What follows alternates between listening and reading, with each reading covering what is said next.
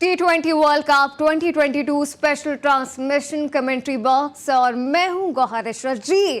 तो T20 world cup का मैदान जारी है, मेला सज चुका है। ऑस्ट्रेलिया इसकी मेजबानी कर रहा है और बड़े क्वालिफाइंग राउंड में दिलचस्प मैचेस देखने में आ रहे हैं। कुछ अप्स एंड डाउन्स हैं, वो ऐसा लग रहा था स्टार्ट में कि पूरी एक सीरीज है जो कि एक बड़े अपसेट देखने में आए, लेकिन अहम यह है कि एक हैट्रिक भी सामने आ चुकी है। जी हाँ, और जहां क्वालिफाइंग राउंड्स जारी हैं वहीं वार्म अप मैचेस, जी हाँ, वार्म अप मैचेस की बात करना भी बहुत अहम है।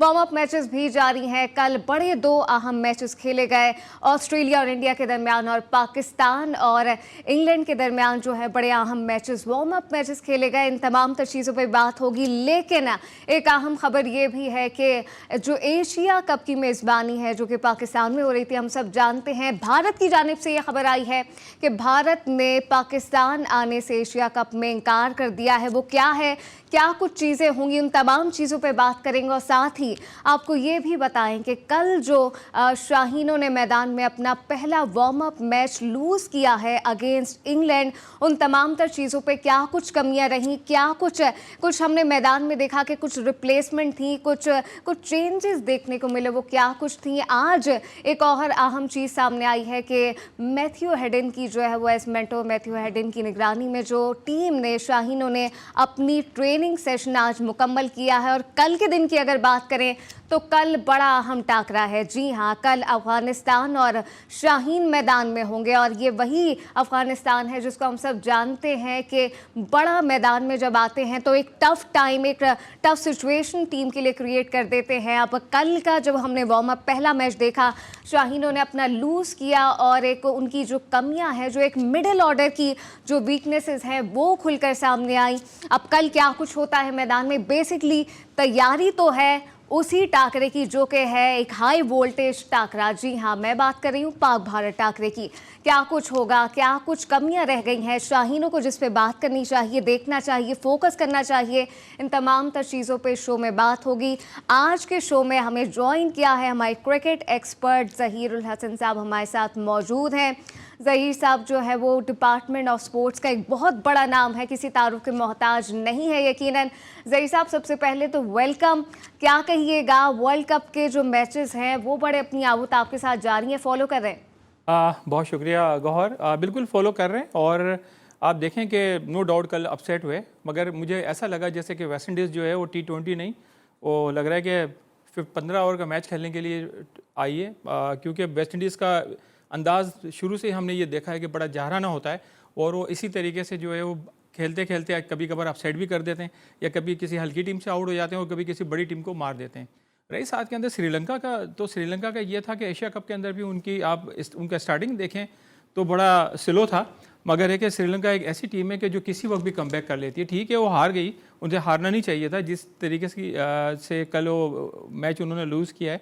तो मैं समझ रहा हूँ कि इंशाल्लाह ताला आगे जाके श्रीलंका जो है वो अच्छा परफॉर्मेंस देगी। रही पाकिस्तान की टीम, इंग्लैंड देखे, बाबर आजम भी मैच नहीं खेले।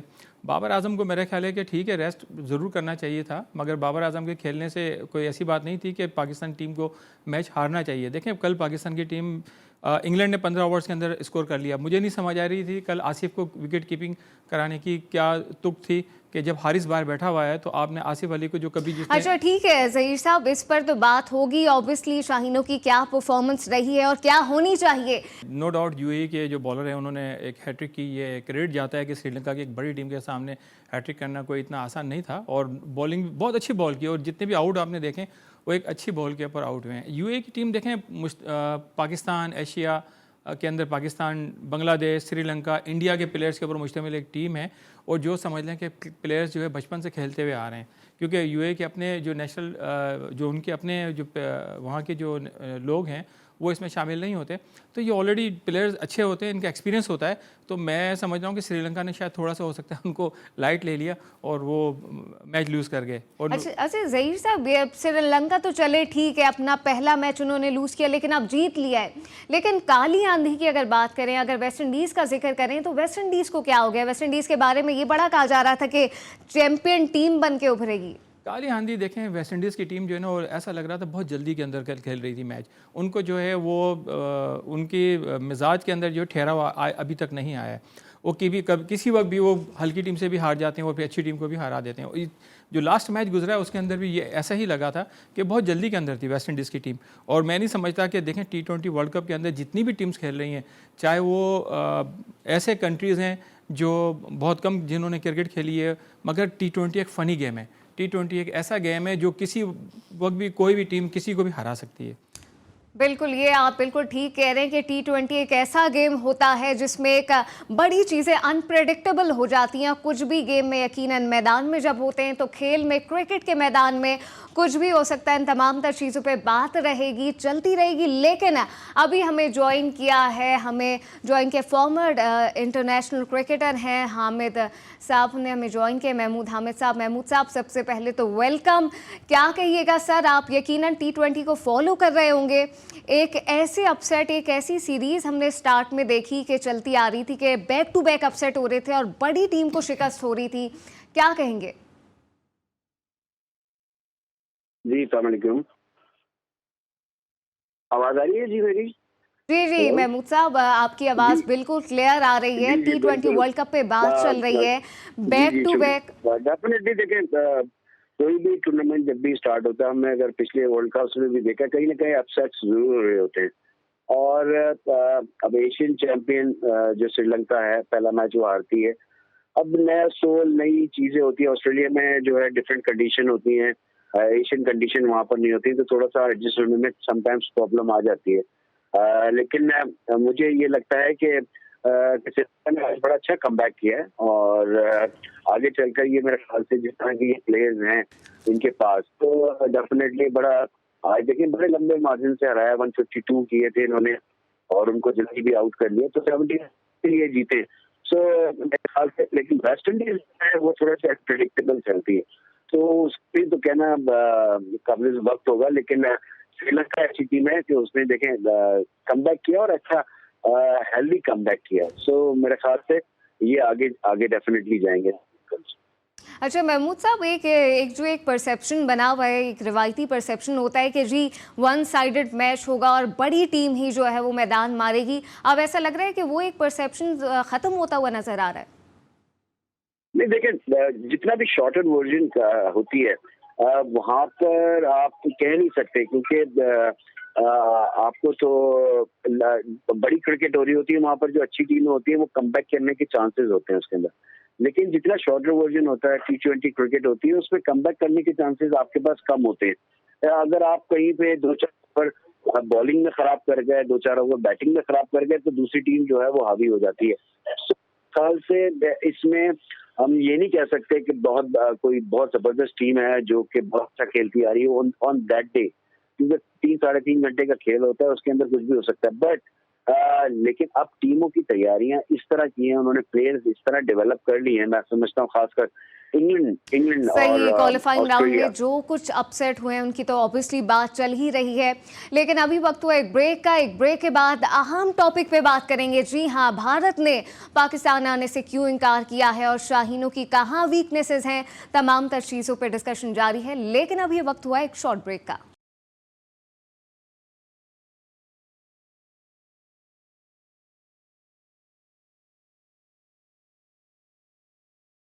वेलकम जी। तो बातों का आगाज करते हैं। बड़ी अहम खबर है, एशियन क्रिकेट काउंसिल के सदर जय शाह ने जो है वो एशिया कप में पाकिस्तान आने से, एशिया कप में इंडियन टीम ने पाकिस्तान आने से इनकार कर दिया है। अब ये क्या कुछ सिचुएशन है, क्या इसके पीछे वजूहात हैं, इन तमाम तर चीज़ों पर डिस्कशन जारी रहेगा। महमूद साहब, क्या कहिएगा, भारत ने पाकिस्तान आने से इनकार किया है, क्या वजह समझ रहे हैं? आई डोंट थिंक सो कि ये इससे कोई पॉजिटिव वाइब आ रही है। डेफिनेटली जब कोई चीज मना हो जाती है तो उससे पॉजिटिव वाइब्स तो आ ही नहीं सकती। ज्यादा नेगेटिव थिंग्स स्पोर्ट्स में ये सारी चीजें नहीं होनी चाहिए। हम अपनी देखें, पाकिस्तान क्रिकेट बोर्ड ओवरऑल अगर देखें आप, जो हमारी मीडिया लिंक्स के ऊपर चीजें निकलती हैं, पाकिस्तानी प्लेयर्स किस तरह इंडियन प्लेयर के साथ बैठते हैं, उठते हैं, उनके साथ जिसे कहना चाहिए खुशदिली से मिल रहे होते हैं, और वो भी मिल रहे होते हैं। But the thing is, Pakistan cricket board और Pakistani players, they want to play against India anywhere in India और in Pakistan. But the thing is कि इंडियन लॉबी जो है, और मेरे ख्याल से जो उनकी गवर्नमेंट है इस वक्त, वो अगेंस्ट जो है वो पाकिस्तान काम कर रही होती है, और वो वहां पर बेचारे फंस जाते हैं। मेरे ख्याल से गंगुली और रमीज भाई की जो बातचीत भी हो चुकी थी, और वो प्रमोट करना चाह रहे थे कि पाकिस्तान की एक बायलैटरल सीरीज होनी चाहिए, बट यही एंड में आके हो जाता है कि गवर्नमेंट लेवल पे प्रॉब्लम आ जाती है। अब मिस्टर अमित शाह हैं जो मोदी की पार्टी से, उनका बेटा जो है वो सेक्रेटरी बीसीसीआई है, जय शाह, तो वो एक लिंक बन जाता है जो कि अभी देखें आप, गंगुली को भी उन्होंने वहां से हटा दिया है, तो एक लिंक बन रहा था कि वो पॉलिटिकली इन्फ्लुएंस डालना चाह रहे थे बंगाल के अंदर भी। तो वो सारी चीजें देखें ये एक मिल जाती हैं। जब पॉलिटिकली इन्फ्लुएंस आ जाता है तो फिर बोर्ड्स में बड़ी प्रॉब्लम आ जाती हैं। और अभी आप देखें तो बीजेपी की जो रूलिंग है, जो इस वक्त गवर्नमेंट है, उसके अंदर बीसीसीआई में काफी लोग हैं जो कि काम कर रहे हैं। लाइक अब अगर मैं जय शाह की बात, तो सेक्रेटरी है वो अमित शाह का बेटा।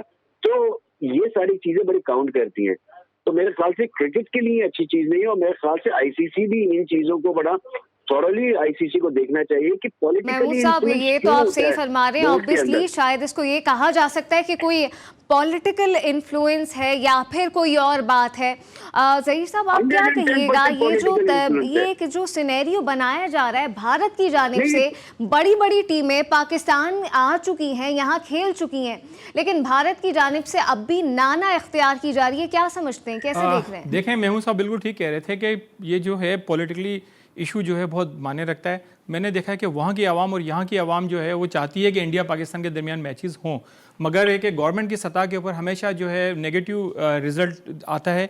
और हमने देखा है कि पाकिस्तान को इन्होंने जब पिछली दफ़ा भी जब टीमें नहीं आई थी तो उस वक्त भी सबसे ज़्यादा इशू जो है वो इंडियन गवर्नमेंट ने उठाया था, और इंडियन गवर्नमेंट की ही वजह से, क्योंकि आईसीसी के अंदर जो है उनका असर रसूख ज़्यादा है, स्पॉन्सर्स इंडिया के पास ज़्यादा हैं जो फाइनेंशियली सपोर्ट करता है आईसीसी को, जिसकी वजह से उनका अपना होल्ड है। आप देखें कि बहुत सारे इश्यूज ऐसे आए जहाँ पर दूसरे प्लेयर्स को जो है कोई मैच फिक्सिंग का भी कोई मसला आता था तो उनको तो पनिशमेंट हो जाती थी, मगर इंडिया के अंदर ये सब इंडिया के प्लेयर्स के साथ ज्यादती नहीं होती थी।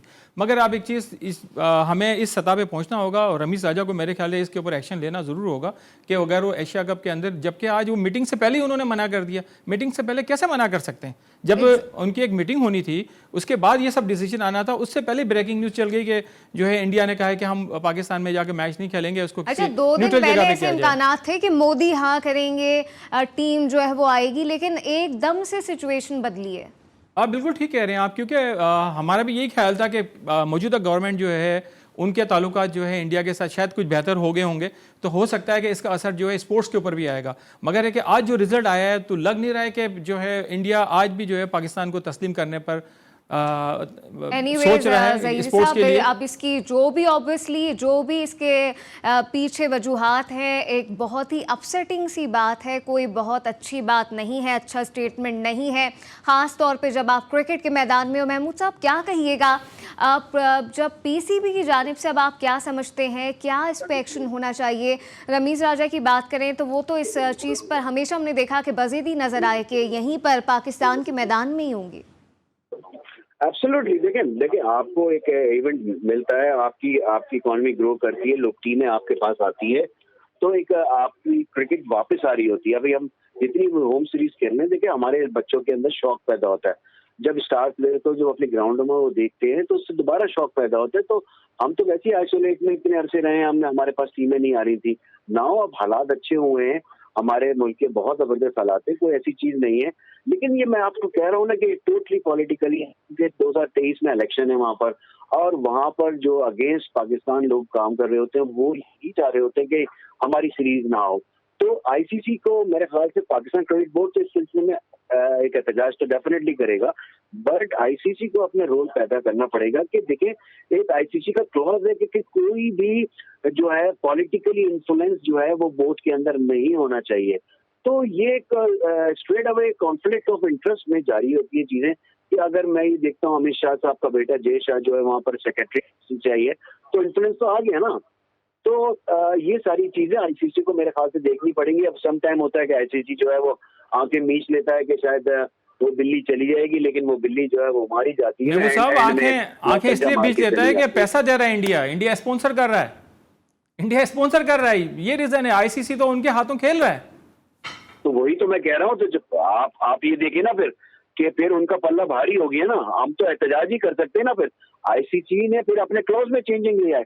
भाई पैसा तो दे रहा है वो, लेकिन जब आपने एक वेन्यू अनाउंस किया हुआ है कि आप पाकिस्तान में होगा, तो अगर आप एक टीम की वजह से उसके इन्फ्लुएंस में आते हुए अगर आप वेन्यू को चेंज करते हैं, तो मेरे ख्याल से फिर ये क्रिकेट अच्छा के नहीं लिए अच्छी महमूद चीज साहब, नहीं ये जो होगी और हमारे एशियन मुल्क के लिए, काउंसलर है जो हमारे तमाम मुल्क तर के क्रिकेट चीजें के लिए हेड अच्छा कर नहीं रहे है। हैं, तो केस तो ऑब्वियसली उनके पास होगा। तो फिर उनकी जानिब से क्या इस पे रद्द-ए-अमल आना चाहिए, उनकी जानिब से क्या एक्शन होना चाहिए? उससे क्या सवाल, मैंने सॉरी आपकी आवाज नहीं आता कि मुझे। महमूद साहब सुन सकते हेलो, हैं आप? क्लियर आवाज आ रही है? जी जी जी, अब आप बात करें प्लीज। यही यही यही हम पूछ रहे थे कि एशियन काउंसिल के पास ऑब्वियसली ये तमाम तर चीज़ों के इख्तियारात हैं, तो उनकी जानिब से फिर इस पे क्या रिस्पॉन्स आना चाहिए? अब जब भारत की जानिब से ये कह ही दिया गया है कि जी नहीं, पाकिस्तान नहीं आएंगी टीम जो है वो इंडिया की। मेरे ख्याल से फिर कि इंडिया अगर नहीं आना चाहता तो आप फिर इंडिया को आप कहते हैं ठीक है, आप नहीं खेलें। लेकिन अगर आप इसी तरह दबते चले जाएंगे एसीसी आईसीसी, तो मेरे ख्याल से तो फिर तो वो और डोमिनेट करेगा। जब जब मर्जी हो, जब आप चाहें आप वेन्यू चेंज करा दें। अभी आपने श्रीलंका के अंदर वेन्यू को चेंज कराया, जो कि फिर आपने दुबई के अंदर मैचेस हुए आपके। सो अगर हर चीज अगर आप उनकी मानते फिरेंगे तो फिर मेरे मुश्किल हो जाएगी ना। बिल्कुल महमूद साहब, आप क्या ठीक। समझते हैं मेरे ख्याल से कि छूट महमूद आप क्या समझते हैं कि अगर पाकिस्तान ये कह दे कि ठीक है इंडिया नहीं आता, नहीं है, हम इवेंट करवाएंगे, और इंडिया के बगैर एशिया कप हो जाता है, आइंदा वर्ल्ड कप अगर इंडिया में होता है, ठीक है, तो आपको क्या लगता है कि पाकिस्तान फिर उसमें पार्टिसिपेट करेगा? और अगर देखिए, पाकिस्तान पाकिस्तान का पार्टिसिपेट कभी कोई करेगा मकसद ऐसा तो नहीं वहाँ है। क्या रुझान होगा? देखिए, पाकिस्तान की ना पॉलिटिकली ऐसी कोई चीज होती है कि पाकिस्तान की जो लोग हैं वो मना करते हैं कि आप इंडिया में जाके ना खेलें। पाकिस्तान तो बहुत खुले दिल के साथ हमेशा चल रहा होता है और हमेशा जाता है और अभी भी होगा। खेल को सियासत से अलग रखा होता है, बट द थिंग है, ये तो इंडिया के जो फैनेटिक्स लोग हैं, ये इनकी वजह से प्रॉब्लम है। हमारे यहाँ तो बड़े खुले दिल लोग हैं, हम तो इनवाइट भी कर रहे हैं, हम खेलने जाना भी चाहते हैं। लेकिन हम, मेरे ख्याल से अगर वर्ल्ड कप वहाँ जो भी चीज वहां पर वेन्यू होती है तो पाकिस्तान खेलता है। लेकिन मेरा सारा ख्याल तो ये मसला है इनके कि पास है। पाकिस्तान के अंदर कोई भी गवर्नमेंट हो, वो स्पोर्ट्स को इंडिया से खेलने पर लाइक करती है, सपोर्ट भी करती है, और पाकिस्तान और इंडिया की दोनों आवाम भी जो है सपोर्ट करती है, बिल्कुल। सिवाय इंडियन गवर्नमेंट के। एब्सोल्युटली, एब्सोल्युटली, बिल्कुल, पाकिस्तान में ऐसा कोई अच्छा, मसला इसमें तो नहीं। ऑब्वियसली कोई दो राय नहीं है। पाकिस्तान की जानिब से हमेशा यही मौक़िफ़ इख्तियार किया गया है कि दोस्ती का हाथ बढ़ाया जाए, लेकिन भारत की जानिब से शायद कुछ और चीज़ें हैं। हम तमाम तर चीज़ों पे बात होगी, आईसीसी तो इस पर एक्शन लेगा ही, लेकिन कल बड़ा अहम टाकरा है। कल अफगानिस्तान और पाकिस्तान मैदान में होंगे। बाबर आजम क्या एक्शन लेते हैं, कल क्या कुछ स्ट्रेटजी अपनाई जाती है, तमाम तर चीज़ों पर बात होगी। लेकिन अभी एक शॉर्ट ब्रेक।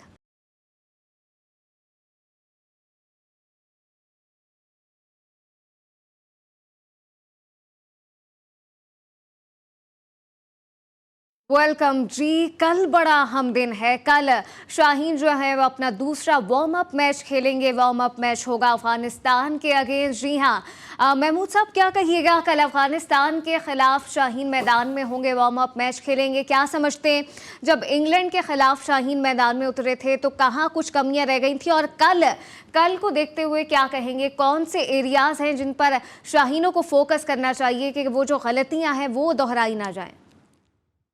डेफिनेटली मेरे ख्याल से मैच इंग्लैंड से था। इंग्लैंड की जिस तरह की टीम है, आपको भी पता है कि बहुत बहुत अग्रेसिव खेल रहे हुए, और पाकिस्तान ने अपना कॉम्बिनेशन एक ट्राई किया था कल, और जिसमें दोनों ओपनर्स तो खेले भी नहीं थे, तो शान को कल ओपन कराई थी। तो मेरे ख्याल से अब आप जो है कल जो मैच होगा उसके अंदर फुल स्ट्रेंथ के साथ जाएंगे। मेरे ख्याल से जो पहला मैच पाकिस्तान इंडिया के खिलाफ खेलेगा तो वो स्ट्रेंथ के साथ पाकिस्तान टीम से जाएगी। और मैं आपको जो आपने डेफिनेटली जो जो चीजें हो रही हैं, अब मिडिल ऑर्डर में मैं जैसे बात करूंगा, अभी फिर वही मैं आसिफ अली की बात करता हूँ कि उनको थोड़ा सा तो गेम को लेकर चलना चाहिए, टाइम लेना चाहिए। आप हिट आउट करते हैं, आप 12-14 रन करके आप आउट हो जाते हैं।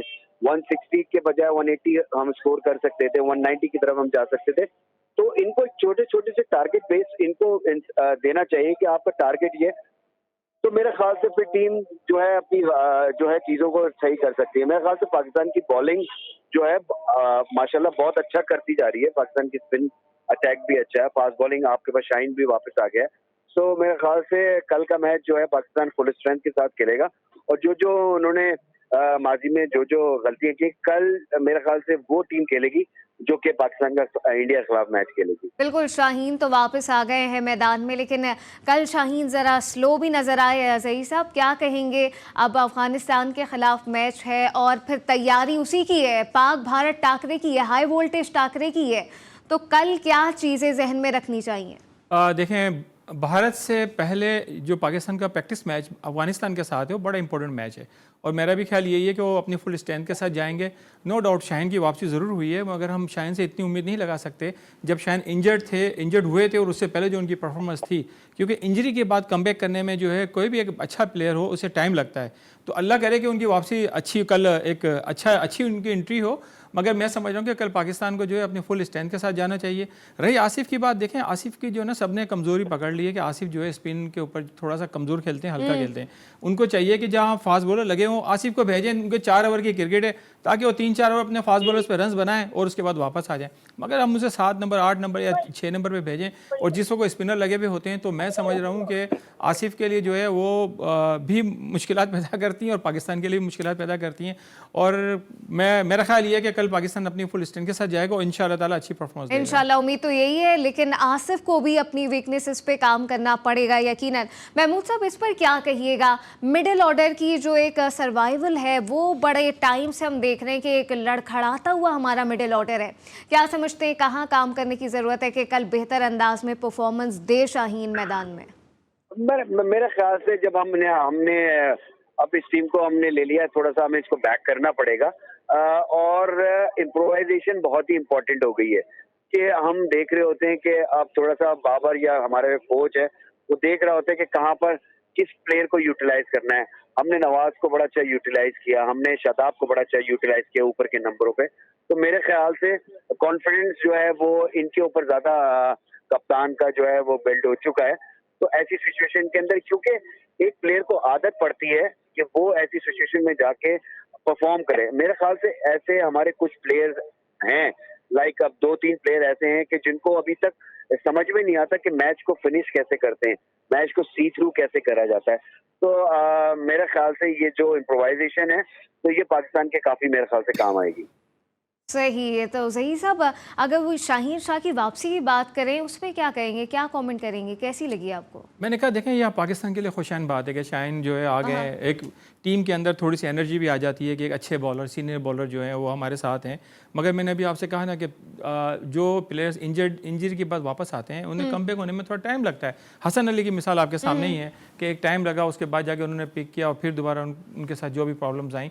मगर मैं समझ रहा हूँ कि कल पाकिस्तान एक अच्छे कमबैक के साथ जाएगा। बहरहाल जो भी टीम पाकिस्तान मिडिल ऑर्डर जो भी ले गया, हमने इनके साथ खेलना है। और साथ साथ मेरे समझ रहा हूँ कि शान मसूद को भी थोड़ी जिम्मेदारी लेनी होगी, क्योंकि वो 4-5 ओवर की क्रिकेट नहीं खेलनी है कि जाती हमने एक बॉल पे 70 रन नहीं बनाने। शान मसूद को भी जिम्मेदारी, जब उनके लिए इतना सब लोगों ने कहा, जब उन्हें मौका मिला, फिर इंग्लैंड में जाके उन्होंने काउंटी के अंदर रन्स किए, तो मैं समझ रहा हूँ पाकिस्तान के लिए भी खेलना चाहिए। रही बाबर आजम की बात, बाबर आजम और यकीनन है, ये आप ठीक कह रहे हैं, हर खिलाड़ी को जो है वो जिम्मेदारी लेनी पड़ेगी और एक इंडिविजुअली एक इनिशिएटिव लेना पड़ेगा अगर मैदान में अच्छा परफॉर्म करना है। महमूद साहब, क्या कहिएगा, शान मसूद को क्या जिम्मेदारी लेनी चाहिए, कल क्या ऐसी स्ट्रेटेजी अपनानी चाहिए? मेरे ख्याल से शान ने, अगर अभी आप देखें, ओपन की है तो अच्छी बैटिंग की है उन्होंने, कम बॉल कंज्यूम किया, रन बनाए उन्होंने। हमें ये अपनी टीम में बताना पड़ेगा, ये टीम को मोटिवेट करना पड़ेगा कि अगर दोनों ओपनर्स आउट हो जाते हैं, आपके बाबर या रिजवान आउट हो जाते हैं, तो आपको गिरना नहीं है। आप में इतनी एबिलिटी है कि you have to finish the game. लेकिन अपने ऊपर लेकर चलें, 20 ओवर क्रिकेट खेलें, एक्सेलरेट करें। हमारा मसला ये आता है कि हम जहां पर हमें एक्सेलरेट करना होता है, जो कि हमारे 6 ओवर के बाद का जो टाइम होता है, वहां पर हम थोड़ा सा जो है मुश्किलात में आ रहे थे। अगर हम वही मोमेंटम को बरकरार रखें आफ्टर 6 अच्छा, ओवर, मुश्किलात का तो महमूद साहब जिक्र कर ही रहे हैं, लेकिन फखर के आने से जो बैटिंग ऑर्डर के जो मसाइल हैं वो कितना सॉर्ट होते हुए नजर आ रहे हैं? जी सॉरी, आपकी आवाज नहीं आई। जी, महमूद साहब ये पूछा है आपसे कि फखर के आने के बाद जो बैटिंग के जो मसाइल हैं वो सॉर्ट होते हुए नजर आ रहे हैं? देखिए, जब आप किसी प्लेयर को लेकर आते हैं, डेफिनेटली उसके ऊपर आप कॉन्फिडेंट होता है जब भी आप उस प्लेयर को लेकर आते हैं। और फखर की है ऐसी चीजें कि फ़खर जब खेलते हैं तो वन साइड कर देते हैं मैच को, तो थोड़ा सा मेरे ख्याल से इंजरी के बाद वापस आए। अब ये देखना होगा कि कल मैच वो खेलते हैं तो किस तरह वो अपनी फॉर्म उनकी नजर आएगी। तो आपको कल पता चल जाएगा कि इंडिया के मैच के लिए आपके पास कौन सी जो बेस्ट 11 है उसको खेलना चाहिए। बिल्कुल, ऑब्वियसली ये तो with the passage of time अब कल पता चल ही जाएगा जब मैदान में टीमें होंगी। सही साहब, क्या कहिएगा, कल अफगानिस्तान और पाकिस्तान मैदान में किसको डोमिनेट करता हुआ देख रहे हैं? देखें, पहली बात तो ये है कि ये मेरे ख्याल है कि दुबई या शारजा की पिच नहीं है, ऑस्ट्रेलिया की पिच है। और पाकिस्तान के जो एक्सपीरियंस है अफगानिस्तान के मुकाबले में बहुत ज़्यादा है, और मैं समझ रहा हूँ कि पाकिस्तान को एज हासिल है। रही फ़खर ज़मान की अभी बात हो रही थी, फ़खर ज़मान स्ट्रोक प्लेयर है, और फ़खर ज़मान के लिए मेरे ख्याल है ऑस्ट्रेलिया के लिए के अंदर खेलना आसान है बिलमुकाबिल दूसरी पिचेस में जहाँ पर बॉल नीचे रह जाता है या बॉल लो रह जाता है। यहाँ बाउंसिंग पिच है, गेंद थोड़ा सा उड़ता हुआ आएगा, तो मैं समझ रहा हूँ कि फ़खर ज़मान ये हो सकता है कि बहुत अच्छा परफॉर्म करें इंशाल्लाह। अच्छा ज़ई साहब, ये क्विकली हमें बस वाइंड अप करना है, आप इस पे ज़रूर कमेंट कीजिएगा। पाकिस्तानी वुमेन्स टीम की जो परफॉर्मेंस है इस पर क्या कहेंगे? देखिए, पाकिस्तान वुमेन्स टीम की परफॉर्मेंस जो है ना सिर्फ अपनी दोस्तों की हद तक रह गई है। जब तक ये मेरिट के ऊपर टीम नहीं बनाएंगे, अनम अमीन को इन्होंने नहीं लिया, नतालिया एक बेहतरीन बैटिंग ऑलराउंडर है, उसको इन्होंने नहीं लिया, आपकी नाहिद खान को नहीं लिया। अब जवेरिया खान जिसका नाम कप्तान के लिए चल रहा था, जिसका नाम कप्तान के लिए चलेगा, बिस्मा मारूफ उसे साइड कर देगी। ये मैं आपको सही बात बता रहा हूँ। फिर आलिया रियाज को आप देखें, बड़ी मुश्किल से जाके एक मैच के अंदर उन्होंने बॉलिंग दी है, वो बॉलिंग ऑलराउंडर है, आप उससे सिर्फ बैटिंग कराते हैं, बैटिंग भी नीचे कराते थे, अब जाके उसको ऊपर कराया, उसने 50 रन किए, फिर पाकिस्तान मैच जीत गया था। बिल्कुल यकीनन ये जो एक फेवरेटिज्म का एक फैक्टर है जो कि पाया जा रहा है, इसको ख़त्म होना चाहिए। तमाम तर चीज़ों पे बात हुई। हमारे साथ मौजूद थे महमूद हामिद साहब, और साथ हमारा स्टूडियोज़ में साथ देने के लिए ज़हीरुल हसन साहब ने भी हमें ज्वाइन किया था। आप दोनों का बहुत शुक्रिया। फिलवक्त के लिए दीजिए इजाज़त, और आप देखते रहिए GTV।